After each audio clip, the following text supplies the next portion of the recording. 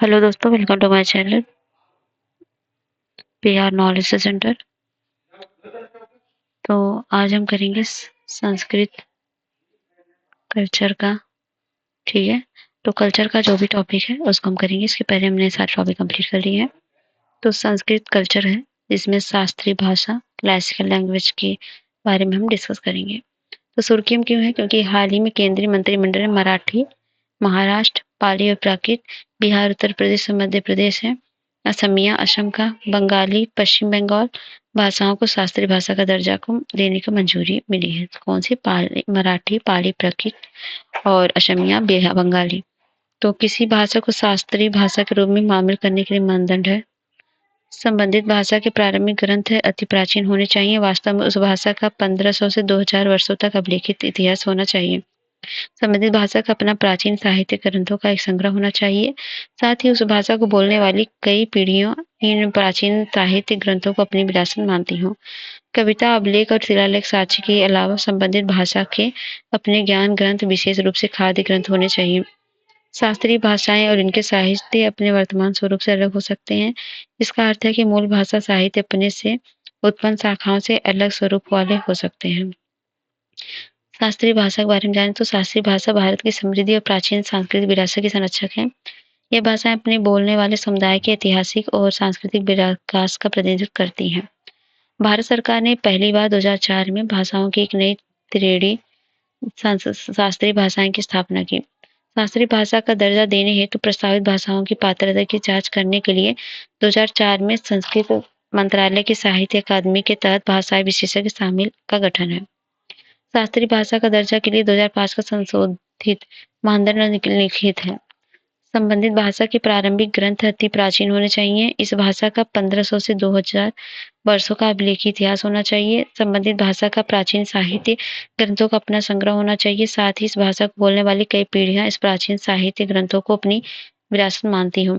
उनकी साहित्यिक परंपरा मौलिक होनी चाहिए और किसी अन्य भाषा समुदाय से उधार नहीं ली जानी चाहिए। वर्तमान में यह मानदंड घटाया दिया गया और इसके आगे वर्णन किया गया। तो शास्त्रीय भाषाएं इनके साहित्य में अपने वर्तमान स्वरूप से अलग हो सकते हैं। इसका अर्थ है कि मूल भाषा साहित्य अपने से उत्पन्न शाखाओं से अलग स्वरूप वाले हो सकते हैं। इससे पहले 6 भारतीय भाषाओं को भारतीय शास्त्रीय भाषा का दर्जा दिया जा चुका है। ये तमिल है 2004 में, संस्कृत को 2005 में, तेलुगु को 2008 में, मलयालम को 2013 में और उड़िया को 2014 में। यह सभी शास्त्रीय भाषाएं संविधान की 8वीं अनुसूची में सूचीबद्ध हैं। किसी भाषा को शास्त्रीय भाषा घोषित करने के मानदंड को 2024 में भाषाई विशेषज्ञ समिति ने फिर संशोधित किया था। मौलिक साहित्य की परंपरा संबंधी मानदंड को 2005 के संशोधित मानदंड से हटा दिया गया है। समिति के अनुसार मौलिक साहित्यिक परंपरा को साबित करना या स्वीकार करना बहुत मुश्किल है, इसलिए क्योंकि सभी प्राचीन भाषाएं एक दूसरे से प्रभावित रही हैं। नई शास्त्रीय भाषाओं के बारे में जानें तो प्रकृत के बारे में जानते हैं। तो ये इंडो आर्यन भाषाओं का निकटता से संबंधित एक समूह है। दरअसल ये प्राचीन भारत में संस्कृति अभिजात वर्ग की बोलचाल और साहित्यिक प्रकृतियों का सीमित थी। वहीं प्राकृत आमजन की भाषा थी और प्रकृत वास्तव में क्षेत्रीय भाषा उप प्रकार को दर्शाती है। लगभग दूसरी या तीसरी शताब्दी में भारतीय उपमहाद्वीप में कई साहित्यिक ग्रंथों को प्राकृत में लिखा गया। बौद्धिक साहित्य पाली भाषा से लिखे जाते थे और प्राकृत भाषा का एक रूप है। प्रथम 4 या 5 शताब्दी में दक्षिण एशिया के राजवंशों शासकों के कई शिलालेखों ने इस भाषा का उपयोग किया है। गुप्त काल से पहले के शिलालेख, विशेषकर अशोक के शिलालेख, प्राकृत भाषा में हैं। गुप्त शासकों के समय तक प्राकृत भाषा का मानकीकरण हो गया था और इसने अपनी स्थानीय विशेषताएं खो दी थी। पाली है, पारंपरिक रूप से इसकी पहचान महाद्वीप प्राकृत से की गई है। धम्मपद जैसी प्रसिद्ध बौद्ध दार्शनिक रचनाएं, जातक कथाएं पाली भाषा में लिखी गई हैं। पाली के थेरवाद और बौद्ध संप्रदाय की भाषा के रूप में जाना जाता है। बौद्ध पाली ग्रंथ 3 सामान्य भागों या 3 पिटारी में विभाजित हैं, इन्हें त्रिपिटक कहा जाता है। विनय पिटक है बौद्ध संघ और मठ के नियमों या अनुशासन संबंधी ग्रंथ है। सुत्त पिटक यह सबसे बड़ा त्रिपिटक है। इसमें भगवान बुद्ध के उपदेश और कुछ धार्मिक कविताएं शामिल है। अभिधम्म पिटक है, बौद्ध धर्म के दर्शन का संग्रह है। मराठी इंडो आर्यन भाषा है। आधुनिक मराठी का उद्भव महाराष्ट्रीय प्राकृत से हुआ है, जो पश्चिम भारत में बोली जाने वाली प्राकृत भाषा थी। गौरतलब है कि महाराष्ट्री प्राकृत सातवाहनों की राजकीय भाषा थी। आधुनिक मराठी का सबसे प्रारंभिक प्रमाण सतारा के एक ताम्र पट्टिका शिलालेख में पाया गया है, जो 739 का है। बंगाली और असमिया इन दोनों भाषाओं की उत्पत्ति मागधी प्राकृत से हुआ है। मागधी प्राकृत पूर्व भारत में लोकप्रिय भाषा थी और मागधी मगध दरबार की राजकीय भाषा थी। शास्त्रीय भाषा का दर्जा मिलने के लाभ हैं। वित्तीय सहायता। शास्त्रीय भाषा का दर्जा मिलने से उस भाषा के विकास के लिए वित्तीय सहायता मिलती है। इसमें अनुसंधान को बढ़ावा मिलता है, अकादमिक खोजों को प्रोत्साहन मिलता है और भाषा को संरक्षित करने में बढ़ावा देने और संबंधित करने में मदद मिलती है। दस्तावेजीकरण और संरक्षण। शास्त्रीय भाषा का दर्जा पांडुलिपियों, प्राचीन ग्रंथों के दस्तावेजीकरण, संरक्षण और डिजिटलीकरण के लिए व्यवस्थित प्रयासों को बढ़ावा मिलता है। इससे भावी पीढ़ियां उन्हें संरक्षित रख सकता है। सांस्कृतिक पहचान में वृद्धि। यह दर्जा संबंधित भाषा के बारे में जागरूकता बढ़ाता है, बोलने वाली भाषा पहचान को मजबूत करता है तथा राष्ट्रीय और वैश्विक संस्कृति में उनकी भाषा के योगदान पर गर्व एहसास दिलाता है। रोजगार। इन भाषाओं के प्राचीन ग्रंथों के संरक्षण, दस्तावेजीकरण, डिजिटलीकरण के कार्य में संग्रह, अनुवाद, प्रकाशन और डिजिटल मीडिया में रोजगार के अवसर पैदा होते हैं। शास्त्रीय भाषाओं से जुड़ी विरासत पर्यटकों को आकर्षित करती है और स्थानीय अर्थव्यवस्था को बढ़ावा दे सकती है। इन्वेस्ट मैनेजमेंट पर्यटन और अतिथि सत्कार में रोजगार को अवसर प्रदान करती है। अध्ययन केंद्र। शास्त्रीय भाषा के दर्जे के साथ विश्वविद्यालयों और संस्थाओं के इन भाषाओं के अध्ययन के लिए विशेष केंद्र स्थापित करने, उनकी दिशा बढ़ाने और छात्रवृत्ति प्रदान करने के लिए प्राप्त होते हैं। भारत के लिए प्राचीन तमिल ग्रंथों का अनुवाद करने और तमिल में कोर्स शुरू करने के लिए केंद्रीय शास्त्रीय तमिल भाषा स्थापना की गई है।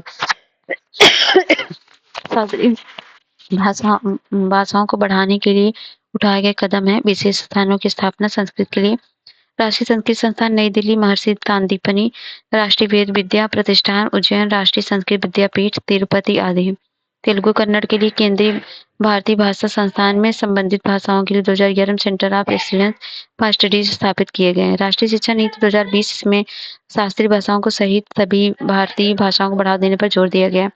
अनुदान आयोग। विश्वविद्यालय अनुदान आयोग है केंद्रीय विश्वविद्यालय अनुसंधान संस्थान भारत की शास्त्रीय भाषा के लिए भाषा पीठ की स्थापना का समर्थन करता है। राष्ट्रीय पांडुलिपि मिशन। इसका उद्देश्य भारत की पांडुलिपि विरासत का दस्तावेजीकरण, संरक्षण, डिजिटलीकरण, ऑनलाइन प्रसार है। अधिकतर भारतीय लिपियों का उपयोग के लेखन के लिए किया जाता है। 70% पांडुलिपियां संस्कृत भाषा में हैं।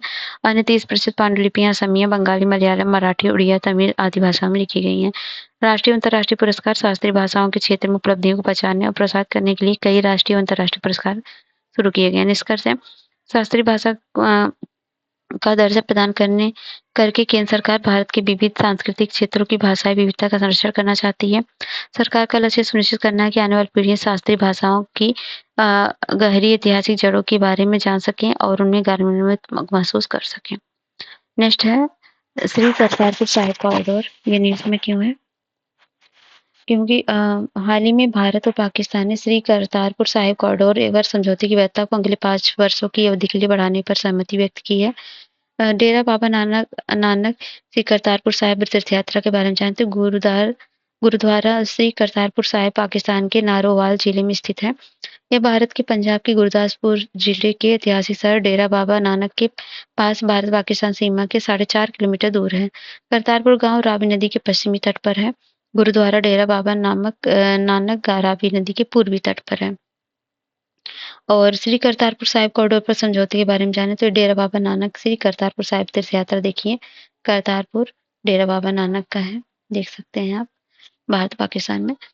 तो ठीक है, और ये जो है ये 2019 में हस्ताक्षर किए गए थे करतारपुर कॉरिडोर, और ये 5 वर्षों के लिए वैध था, इसलिए इसे नवीनीकृत किया गया है। इस समझौते के तहत भारतीय तीर्थयात्रियों को overseas citizens of India card धारकों को भारत में पाकिस्तान स्थित गुरुद्वारा साहिब करतार तक वर्ष भर दैनिक आधार पर वीजा मुक्त यात्रा प्रावधान किया गया।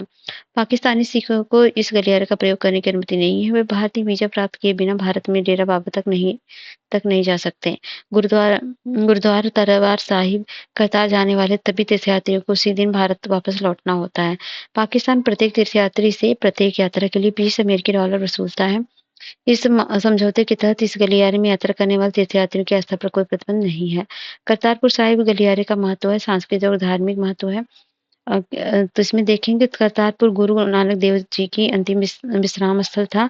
इस स्थान पर उन्होंने अपने जीवन के 18 वर्ष बिताए थे। ऐसा माना जाता है कि गुरु नानक ने सिखों के पवित्र ग्रंथ गुरु ग्रंथ साहिब के कई शबद की रचना करतारपुर में की थी। गुरु का लंगर नामक सामुदायिक भोजन भी करतारपुर में ही शुरू किया गया था, जो सिख परंपरा का एक महत्वपूर्ण हिस्सा है।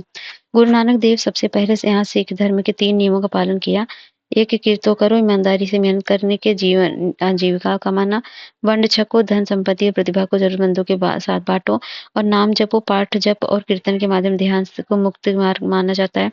शांति कूटनीति के गलियारा धार्मिक पर्यटन को बढ़ावा देता है और लोगों से लोगों के बीच संबंधों को बढ़ावा देता है। यह राजनीतिक मतभेदों के बावजूद भारत और पाकिस्तान के बीच सांस्कृतिक कूटनीति को बढ़ावा देने में मदद करता है। गुरुद्वारा जी श्री जन स्थान देखेंगे, नानकाना साहिब पाकिस्तान गुरु नानक का जन्म स्थान है। गुरुद्वारा बेर साहिब सुल्तानपुर लोधी पंजाब में है। श्री अकाल साहिब भक्त श्री हरिमंदिर साहिब स्वर्ण मंदिर अमृतसर है। तख्त श्री केसगढ़ साहिब ये आनंदपुर साहिब पंजाब में है। तख्त श्री दमदमा साहिब तलवंडी साबो पंजाब में है। तख्त श्री पटना साहिब बिहार में है। तख्त श्री हजूर साहिब ये नांदेड़ महाराष्ट्र में है। सुप्रीम कोर्ट ने नया ध्वज प्रतीक चिन्ह और न्याय की देवी की नई प्रतिमा स्थापित की। तो हाल ही में भारत के राष्ट्रपति ने सुप्रीम कोर्ट के नए ध्वज और प्रतीक चिन्ह का अनावरण किया। वहीं भारत के मुख्य न्यायाधीश ने सुप्रीम कोर्ट में न्याय की देवी की नई प्रतिमा का अनावरण किया। और न्याय की देवी की प्रतिमा के बारे में जाने तो ग्रीक और रोमन माइथोलॉजी, तो प्रथम रोम सम्राट अगस्टस ने देवी जस्टिसिया के रूप में न्याय की देवी की पूजा शुरू की थी। चित्र एक हाथ में तराजू दूसरे हाथ में तलवार था। पुनर्जागरण काल 14वीं सदी के दौरान आंखों पर पट्टी बांधने का प्रचलन शुरू हुआ। इसी तब न्यायिक प्रक्रिया को भ्रष्ट होने और कानून के अंधे होने पर व्यंग के रूप में समझा जाता था। प्रबोधन काल 17वीं से 18वीं शताब्दी। आधुनिक काल में माना जाने लगा कि आंख पर पट्टी दर्शाती है कि कानून की नजर में सब बराबर हैं। ये कानून के अंधे होने का संकेत देती है। ब्रिटिशर्स ने भारत में लेडी जस्टिस की प्रतिमा स्थापित करने की शुरुआत की। इस पारंपरिक मूर्ति को पहली बार 1872 में कलकत्ता के हाईकोर्ट में स्थापित किया गया था। ये नई प्रतिमा है, ये पुरानी है, देख सकते हैं। तो न्याय की देवी की नई प्रतिमा का महत्व देखते हैं। तो उपनिवेशवाद की मुक्ति नई प्रतिमा ब्रिटिश काल की विरासत को पीछे छोड़ने की कोशिश है। भारतीय परिधान न्याय की देवी की मूर्ति पश्चिमी परिधानों की बजाय साड़ी पहने हुए दिखाई गई है। नई मूर्ति की आंखों से पट्टी हटा दी गई। पुरानी मूर्ति की आंखों पर पट्टी यह दर्शाती है कि कानून की नजर में सब बराबर है। हालांकि ये कानून के अंधे होने का संकेत भी देती है। नई मूर्ति दर्शाती है कानून अंधा नहीं है, उसकी नजर में सभी बराबर है। खुली आंखें समाज के भीतर जटिलता भेदभाव के बारे में ज्ञान का भी प्रतीक है। नई प्रतिमा में तलवार की तरह की जगह भारतीय संविधान है। संविधान की सर्वोच्चता हमारे न्यायशास्त्र के इसके महत्व का प्रतीक है। भारत में न्याय हिंसा या बल की बजाय संवैधानिक सिद्धांतों पर आधारित है। मूर्ति के दाएं हाथ में तराजू बरकरार रखा गया है, दर्शाता है कि न्यायालय किसी नतीजे पर पहुंचने से पहले दोनों पक्षों के तथ्यों तर्कों को देखता है तथा सुनता है। सुप्रीम कोर्ट का नया ध्वज है और सुप्रीम कोर्ट का नया प्रतीक चिन्ह देख लीजिए। तो इसमें अशोक चक्र है, सुप्रीम कोर्ट भवन है और संविधान है, देख सकते हैं ये ध्वज। और प्रतीक चिन्ह देख सकते हैं, यहाँ भी संविधान है, ये संविधान है और ये सुप्रीम कोर्ट है, अशोक चिन्ह। और यहाँ लिखा है यतो धर्मस्तयो जप जया, यतो धर्मस्तयो जपा, ये जया सॉरी, इसको याद रखिएगा, जहाँ धर्म है वहीं जय है, इसका मतलब है। सुप्रीम कोर्ट के नए ध्वज और प्रतीक चिन्ह के बारे में भाषण प्रौद्योगिकी संस्थान नई दिल्ली द्वारा किया गया। ध्वज की विशेषताएं हैं, अशोक चक्र है, प्रतिष्ठित सर्वोच्च न्यायालय देखा आपने, संविधान की पुस्तक है। प्रतीक चिन्ह पर भारत का सर्वोच्च न्यायालय रोमन में यथो धर्मस्तयो जय लिखा गया है देवनागरी लिपि में। यह इसका मतलब तो आपको बताया मैंने, जहाँ धर्म है वहीं विजय है, मतलब जीत है। न्यूज इन शॉर्ट में साहित्य का नोबेल पुरस्कार, ये क्या है, ठीक है देख लेते हैं। तो दक्षिण कोरियाई लेखिका हान कांग को उनके गहन काव्यात्मक गद्य के लिए साहित्य का नोबेल पुरस्कार दिया गया। यह काव्यात्मक गद्य ऐतिहासिक आघातों मानव जीवन की नाजुकता को केंद्र में रखता है। नोबेल पुरस्कार के बारे में जाने तो स्थापना अल्फ्रेड नोबेल की वसीयत द्वारा स्थापित किया गया था। पहली बार 1901 में दिया गया था। प्रत्येक पुरस्कार श्रेणी के लिए 10 मिलियन क्रोनर की राशि दी जाती है। नोबेल पुरस्कार अंतर्राष्ट्रीय पुरस्कार है। इसका प्रशासन स्टॉकहोम स्वीडन में स्थित नोबेल फाउंडेशन करता है। पुरस्कार 6 श्रेणियों में हर साल दिए जाते हैं: चिकित्सा, भौतिकी, रसायन, साहित्य, अर्थशास्त्र और शांति में। 1968 में स्वीडन के केंद्रीय बैंक ने अल्फ्रेड नोबेल की स्मृति में आर्थिक विज्ञान पुरस्कार की स्थापना की। 1974 के नोबेल फाउंडेशन के नियमों में यह प्रावधान किया गया कि यह पुरस्कार मरणोपरांत नहीं दिया जाएगा। यदि पुरस्कार की घोषणा के बाद संबंधित व्यक्ति की मृत्यु हो जाती है तो ऐसी स्थिति में व्यक्ति को पुरस्कार देने का प्रावधान है।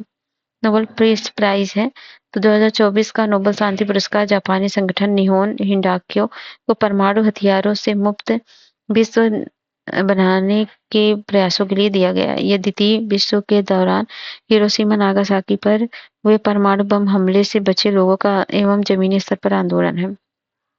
बारे में जाने तो ये पुरस्कार उन लोगों को दिया जाता है जो राष्ट्रों के बीच भाईचारे, अस्थायी सेनाओं का उन्मूलन, कमी, शांति सम्मेलनों के आयोजन एवं प्रचार के लिए कार्य करते हैं।